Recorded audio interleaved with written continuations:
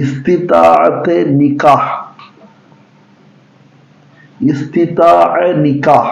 நிகாஹுடைய சக்தி இல்லை. நான் சொன்ன இரண்டுமே இல்லை.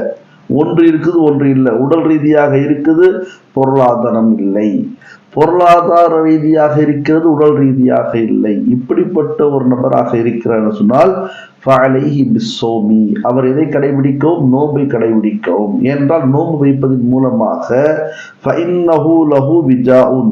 அவருக்கு நிக்காவால் எந்த பலன்லாம் கிடைக்குமோ அந்த பலன் நோம்பால் கிடைத்துவிடும் என்பதாக நபி அவர்கள் கூறினார்கள். நிக்காவால் 2 பலன்கள் நபி அவர்கள் சொன்னார்கள். ஒன்று, பார்வை சரியாகும். நோம்பாலும் பார்வை சரியாகும். நல்ல பார்வை தான் இருக்கும். நல்லதை மட்டும் தான் பார்ப்போம் நோன்பு நேரத்தில் இன்ஷா அல்லாஹ். அதே மாதிரி அஹ்சனுல் ஃபர்ஜ், தன்னுடைய மர்மஸ்தானங்களை நோன்பு நேரத்தில் யாரும் ஹராமாக பயன்படுத்த மாட்டான். ஹலாலாக பயன்படுத்தினாலும் இரவில் தான் பயன்படுத்துவான் என்பதை நாம் விளங்கி வைத்திருக்கின்றோம். சட்டங்களை தெரிந்து வைத்திருக்கின்றோம் என்பதை விளங்கிக் கொள்ள வேண்டும். இந்த ஹதீஸுடைய அடிப்படையில ஒரு ஹதீஸ் இருக்குது.